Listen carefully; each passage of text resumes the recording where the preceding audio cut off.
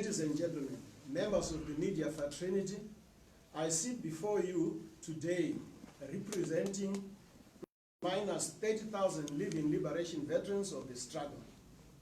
Veterans are seriously in desperate need of better life as their welfare continues to take a toll for the West.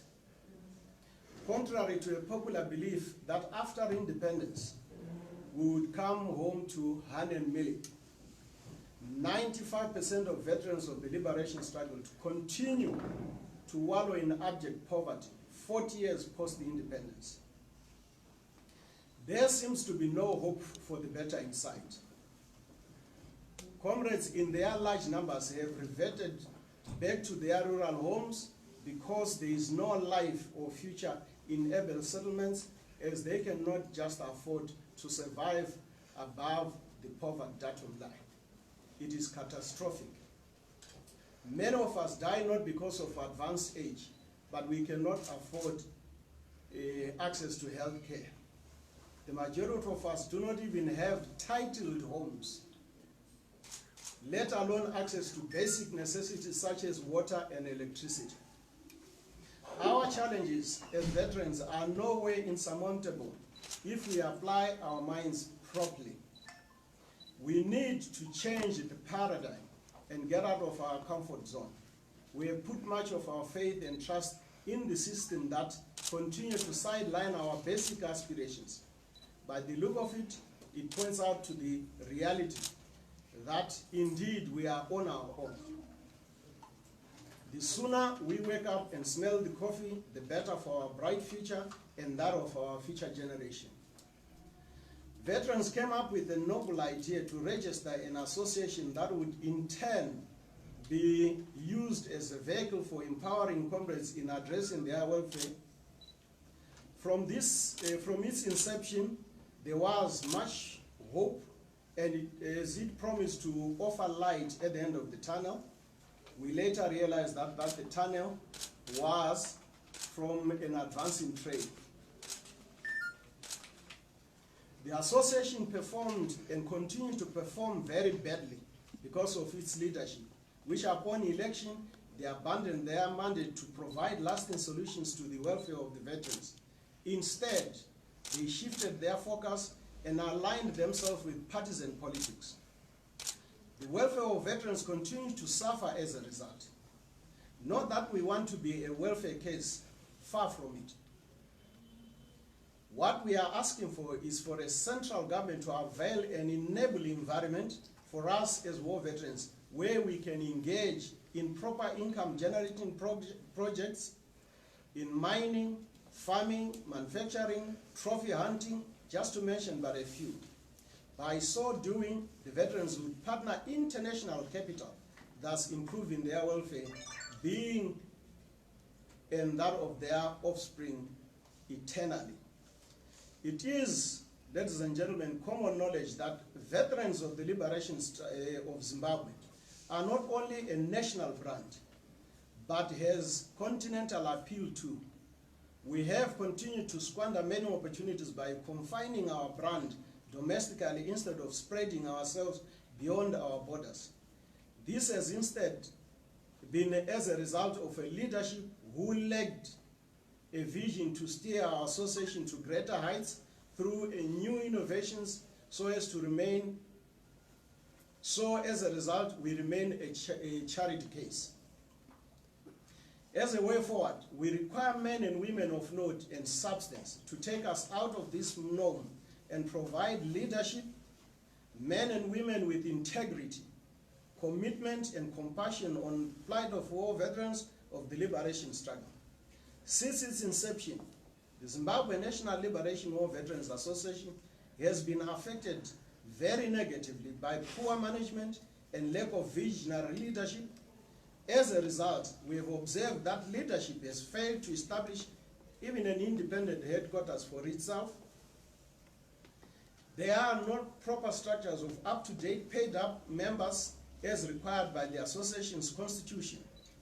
The annual general meetings, no clear policy, guide the direction of the association, no audited reports on the financials of the association. Comrades and friends, we demand for the association to reform as follows. Upon its dissolution of the leadership, there has to be a mechanism in place to start a process of conducting a Congress which will in turn accord the election of a new leadership. There should be a reasonable timeline from the date of dissolution to the date of conducting a Congress and elections in order to allow prospective contenders to sell themselves to the veterans dotted in all corners of the country and beyond our borders, which has not been the case before. Contenders should be able to articulate their vision, capabilities, and abilities to contend on behalf of the veterans. We no longer want to put a leadership that will fail to deliver life-saving solutions to the veterans. We also want leadership to assume total independence in conducting elections, running of the affairs of the association. We should be assisted by the Department of Labor and Social Welfare as a presiding office, not the army. After electing the new leadership at national and provincial level, we should be able immediately focus on a 5-year development plan which clearly indicates area in which the leadership will embark on. There should be projected timelines, programs, and projects to be taken during the new leadership's tenure. There are outstanding housekeeping issues, ladies and gentlemen, conclusively, such as the NITRAM, which I will give Comrade Gina to include the issue of NITRAM properties. Comrades continue to suffer, yet they contributed large sums of money towards their investment. The association, as a bona fide and authentic representative of the victims of the NITRAM scourge, should ensure that property is safely returned to their rightful owners. In conclusion, comrades and friends, ladies and gentlemen, members of the media fraternity, may I singularly and collectively appeal to all citizens of Zimbabwe, the President and the government of the Republic of Zimbabwe, to seek a common ground to work together for the benefit of the supplicating Zimbabweans. We are only solution to our economic challenges, just as we are the source of the problem. No man or woman possesses a monopoly of ideas on how Zimbabwe can come out of its current predicament. It requires a collective input. I thank you. May the ancestors of our continent prevail over our conscience. I thank you. Can I then, with your indulgence, refer to initially Comrade Fandafa to come up with another statement briefly. Comrade Fandafa. Can you Fandafa, what's your full name? Can you state your full name? Comrade Fandafa or Fandafa.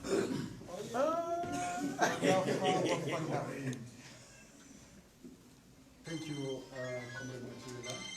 Thank you very much, members of the media. My contribution to this would be the issue of conferment of hero status to war veterans.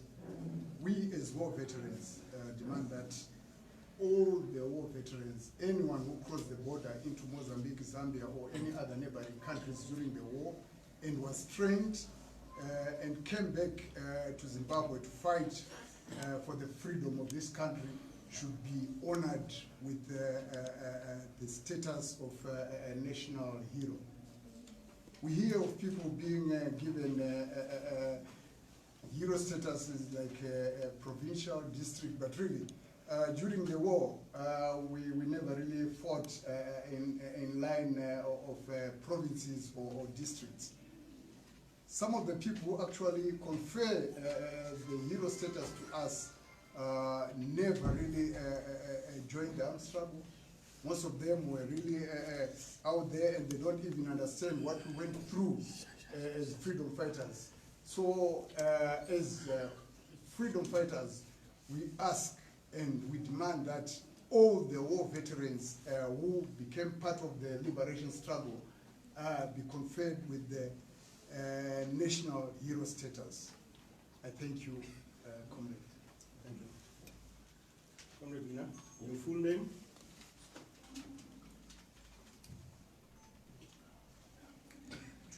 My full name is Ignatius Mutsinze. I'm going to tackle the question, the land question, which is now becoming a burning issue in this country.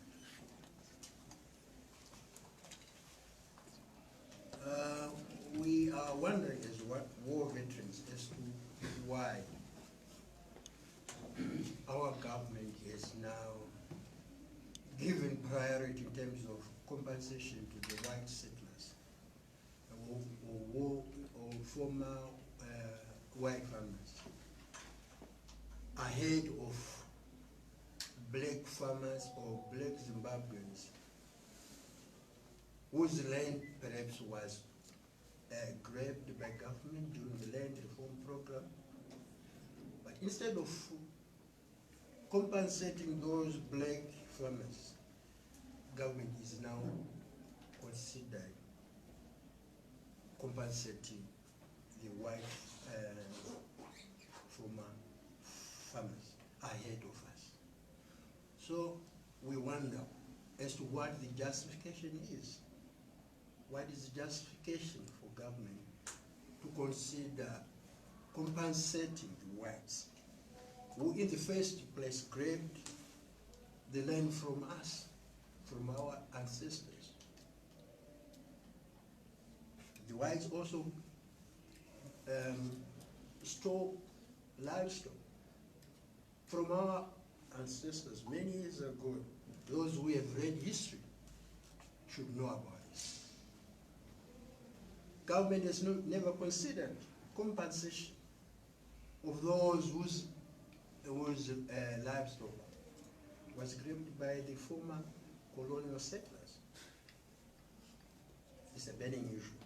Perhaps somehow a solution can be found, but we are, as war veterans, we are very disappointed. We went to war to fight the former the settlers for just that reason, for the land, so that the land is given back to us. But now government is considering inviting those to come back and get the land. So we are also puzzled. The question of productivity has been an issue that government is using for its justification in giving back the land to the whites. But the question is, how can a farmer be productive if he has not been given something to use? For instance, they are talking of a 99-year lease. A 99-year lease. You cannot go to the bank and say, I've got a 99-year lease. Please give me money so that I become productive on my land.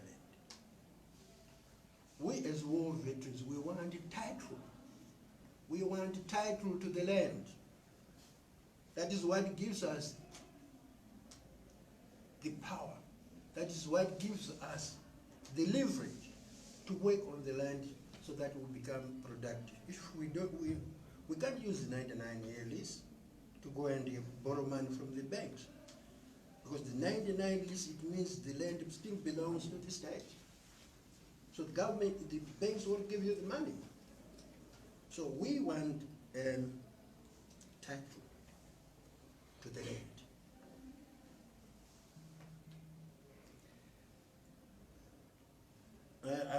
I've been talking about the question of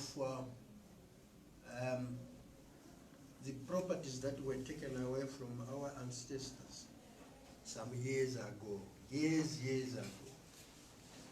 And government is now considering giving money, 3.5 billion to the white. But they have not talked about the reparations We need reparations. We need reparations for properties for our ancestors that was grabbed from them. Reparations is this should be the issue that the government should now address, but they don't talk about it. Then lastly, my chairman talked about the Nitram properties, which was formerly Zipra properties. These properties were taken way back in the early 80s. But we were anticipating that by 1987, when there was this unit agreement, these properties would be given back to the rightful owners. But still, those properties are still with our government. Whether they've sold them, we don't know. But we want an answer to that. As war veterans, we think that issue was used as a divide and rule tactic by the ruling party. We want this to be addressed. Nitram property should be given to their rightful owner. I thank you.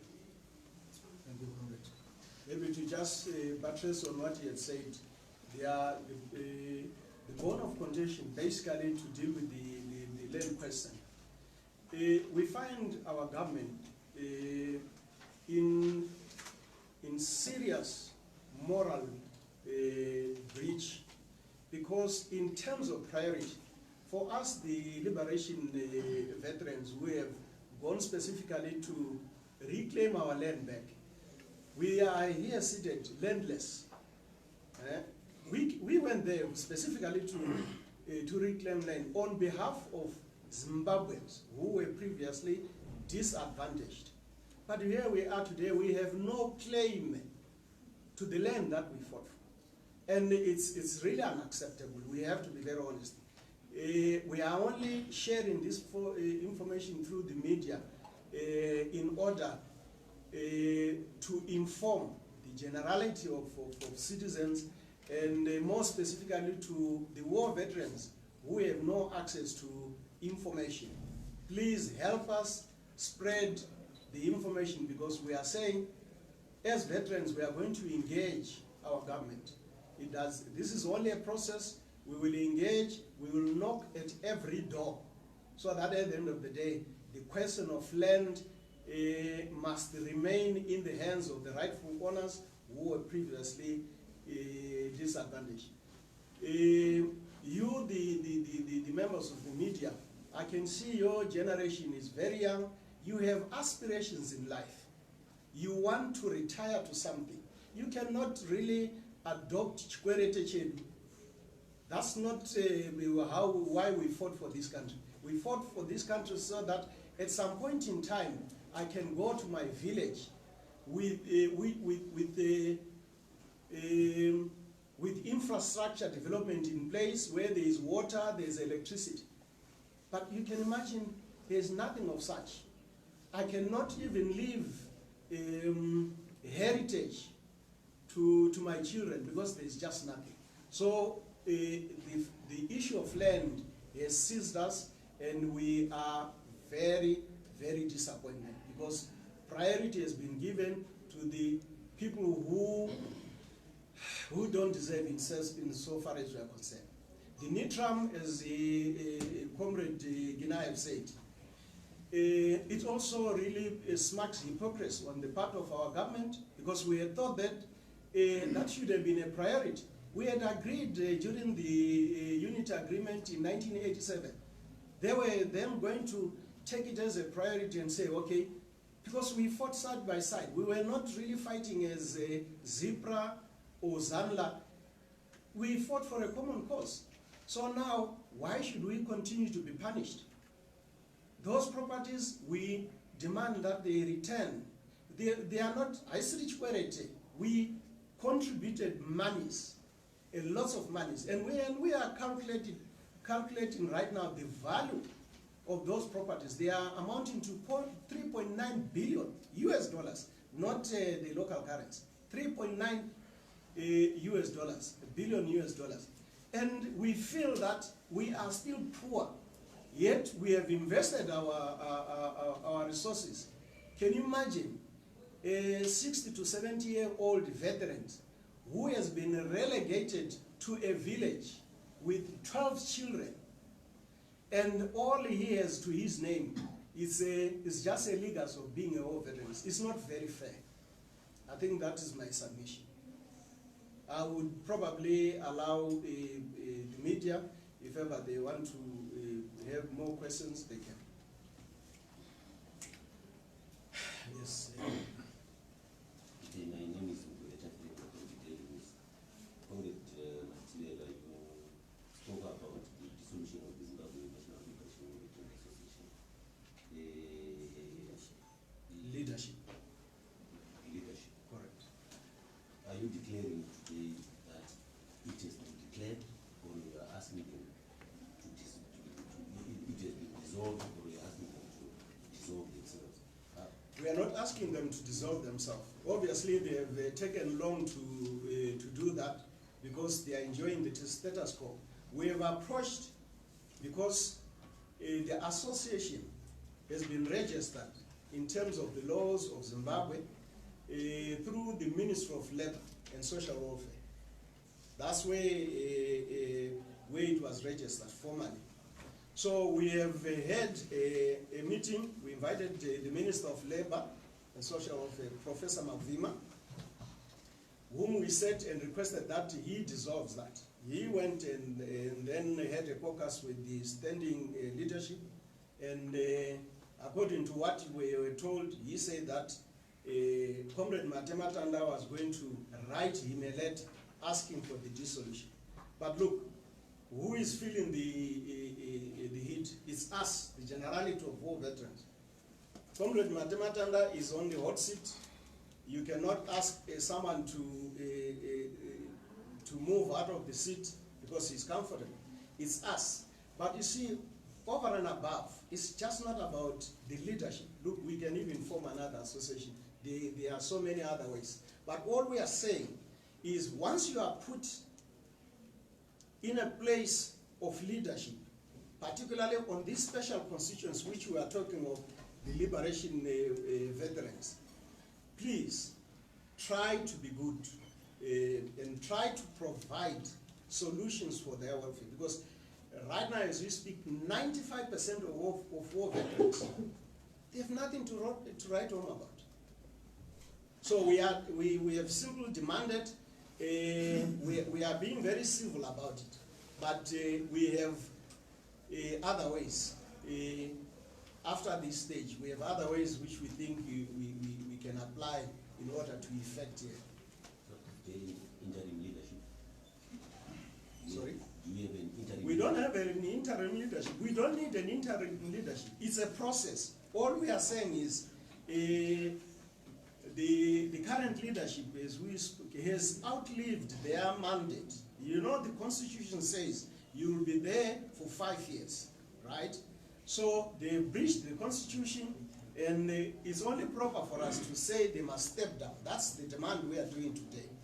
If they are civil enough, they will just also step down, and then a Congress. That's why we have asked the minister responsible to then effect a dissolution. Thereafter, a Congress is in place, which then in turn will then elect new leadership.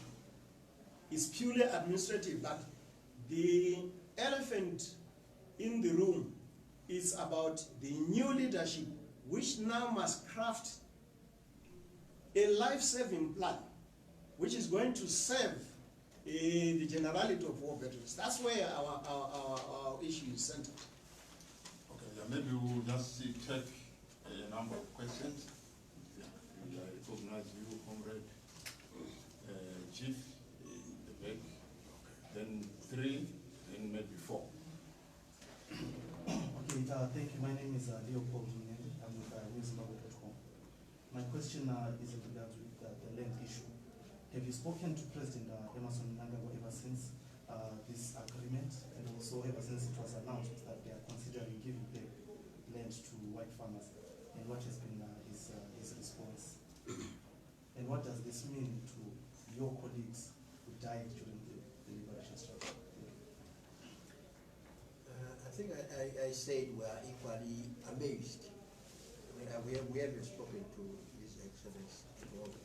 But in my statement, I said we are equally amazed as to why that the government is not that way. We are actually disappointed. I think I highlighted that. We haven't spoken to him. As war veterans, we are very disappointed. We think maybe they will maintain tact, I don't know. But we haven't spoken to His Excellency. Maybe to address on that, I think it's not necessarily to say what has the president said or what he has not said. If his members of cabinet have come up, to me they speak on behalf of the government and in turn also on behalf of the president. It is us, the other stakeholders, who we then stand our ground and say morally it's unacceptable. As veterans and on behalf of the millions of disenfranchised Zimbabweans. That's why we even go a step further and say, from now onwards, let's not even talk about the 99-year lease. Let's talk about title, because then I will be able to go and be capacitated if I go to a bank. We've been blamed for being unproductive. How do you produce when you are not capacitated? We don't even want government's money. All we are saying is create an enabling environment. Can you imagine what is circulating in Zimbabwe in terms of dollars and cents? People's private hands, they have more than 100 billion US dollars, but it's not really going in the formal economy. It's in the hands of the people who find themselves driving Rolls Royces, Lamborghinis and all that. And we are saying we are in a fair society. It is not. That's not what we fought for. We are not really asking for stipends or handouts. All we are saying, we want to create an enabling environment.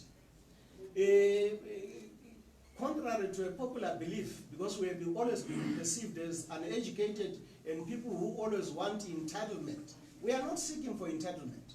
No, no thank you. You can keep your money. All we want is give us licenses to mine. We know where to do, we know how to deal structure. That's the simplest thing, and I can tell you, if you give us these opportunities, every one of you will benefit in the process. Okay, my name is Taban Mlamboche. I want to ask you about, since from the inception of the association of veterans, you have been talking about the reforms to us, but you never mentioned the independence of the since you were regarded as an extension of ZANU-PF, the ruling party, and you were campaigning for ruling party. So what's your take? Can you include that in your reforms so that you are independent and each and every member is going to support his or her own party? Thank you, comrade. You will realize that from this communique, we mentioned that from now onwards, we want to operate independently. But I should hasten to also point out that as an institution, correct, the Constitution really says we are independent. But unfortunately, most of the time when we elected our leaders, we find themselves driving us to a partisan politics. We find ourselves like, in all honesty, it's not all of us who are inclined to partisan politics, let alone the ruling party. Not that I don't like ZANU-PF, but all we are saying is when we constituted this association, it was specifically for the welfare of the veterans. And that has not been done. Moving forward, from now, I only pray that when we put a pro-poor veterans leadership, we will divorce ourselves from focusing more on partisan politics. We will deal with issues that has to do with the welfare of war veterans. I hope I've answered that.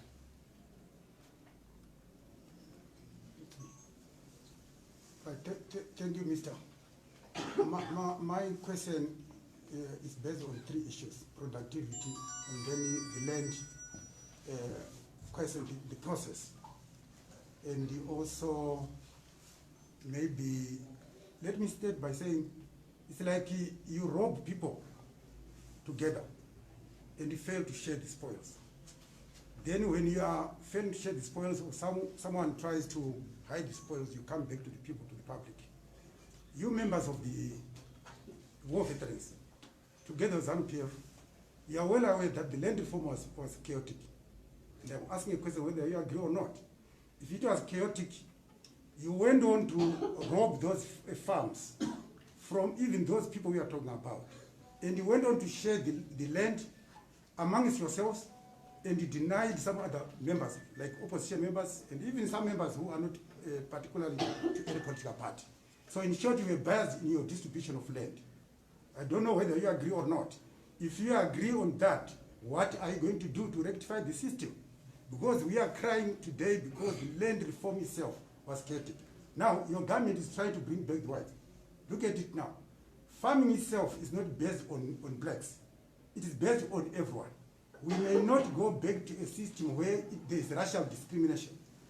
If I were you, if I were Mugabe by then, I would have allowed to cut off, if I had 20,000 hectares of land, or 200,000, I take a quarter, or 3 quarters. That white farmer remains there.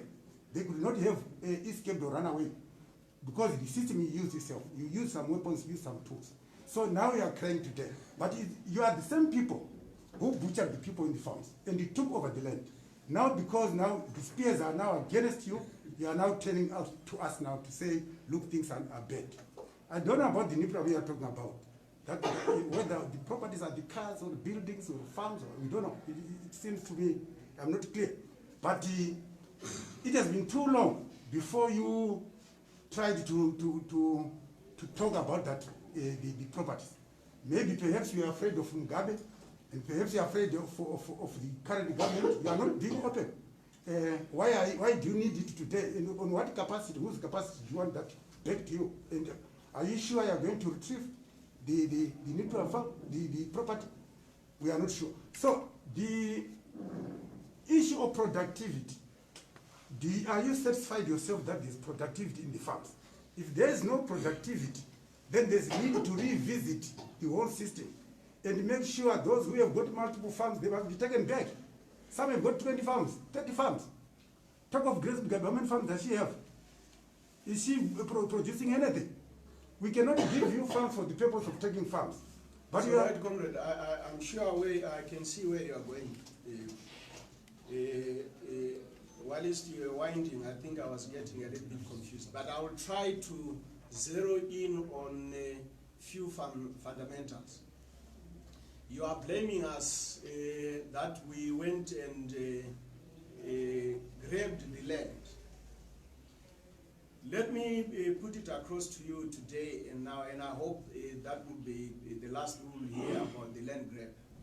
It was necessary. You remember during the Lancaster, there was an agreement that the British were going to compensate the white farmers as we then take over our land. You asked the issue of whether or not it was chaotic. To me, it was administrative, right? It had nothing to do with us as war veterans. Comrade Ghana Watsama, when things are not really going your way, you apply anyway. But I can tell you that the purpose was not necessarily to grab and keep it to ourselves and to be non-productive. That was far from it. As war veterans, as we are here, I've also given you free information that It's not that we were grabbing on behalf of Zanu PF or whatever. It just came at an opportune time that it was now time that we allocate ourselves the land that we fought for. And it was not private to war veterans alone. The initiative was taken by war veterans. You were entitled to also in Jambanja the way you wanted. All right, let's just discuss around whether or not after post-grabbing the land, our land, because it belongs to indigenous. I don't want even to talk about whites, because that's a very contentious issue. After we did that, the administrators of that transition did it in a chaotic manner, that I admit. But you cannot stand there and blame war veterans, because we had an institution which was a full government, which was supposed to run that. You cannot then come to war veterans and say, we did it chaotically. Us, what was to do as we were fighters was just to go there and simply say, this is where that's what we fought for. And it's getting late, so let's grab it. Then, well, the leadership then, you are saying, why has it taken this late? You must remember that Mugabe by then was still my age. He died last year, did he? So he was the one in charge. I can almost be in charge somehow, but I'm not going to behave like him. I am going to do the right thing in the process. That's all we are saying. Don't look at us as war veterans, comrades. The media, don't look at us as war veterans. We are ordinary citizens like yourself, except that we have taken a decision. Unlike most of our citizens who continue to spread their dissatisfaction through the platforms of the WhatsApp, the Twitters, and what. We have brought it, we are provoking this thing. We are challenging you to give us pressure, to say, let's make this thing right. At the end of the day, we are left with very few years to live ourselves. But what leaders are we leaving behind for you guys? We are simply saying, don't even talk about, we are here as non-partisan. It's my constitutional right to belong to any political party, but I've chosen to be neutral when it comes to the land issue. You understand what I mean? So it's neither here nor there to lay a blame. In fact, it's not a blame game. We are trying to find a lasting solution. We are where we are because mistakes were done. If I can also even tell you that the opposition did more harm than good, because they placed themselves as the opposition. And who is even funding the opposition is the yesteryear settlers. That's why we are getting our, they are getting those funds, we know. And also, the ruling party is also getting its support. So we are divided right now. We don't have anyone neutral. We have extreme opposition and we have the ruling party. But we are saying, let's find a common. That's why we are even advocating for a dialogue. Our interests are not really fundamentally different. We are simply looking at coming to a common objective, because we are saying everyone is suffering. That's what we are saying. Comrade, can you list the properties, the 3.8 billion properties that were taken from Zebra? It's a common, I don't have them off the cuff, but I will be privileged to provide a list. I think there are over 100 of them. Among them, Snake Park, Niger Farm, which lately has been given to, I don't know whether it was given to government or to the party. I cannot recall. We have what you call the one that is the president's department in Bulawayo. Magnet House. We have plenty of them. Even cargo carrier, the cargo carrier, that transport company, we have so many of them. It's only that when I'm seated here, I cannot give you, but guaranteed, we have a list of them. We have only come here to share with you what is outstanding, but we will be able to freely provide that information to you. Don't even worry about it. Okay. Do we still have questions? Yeah, it seems we You have exhausted everybody else. have exhausted questions. Guys, thank you so much for coming. So thank you, ladies and gentlemen, for coming. We have the communities. They are still just photocopying it, but you get it on your way I out. think they are saying they will photocopy, but here are some. Yeah. So definitely mention about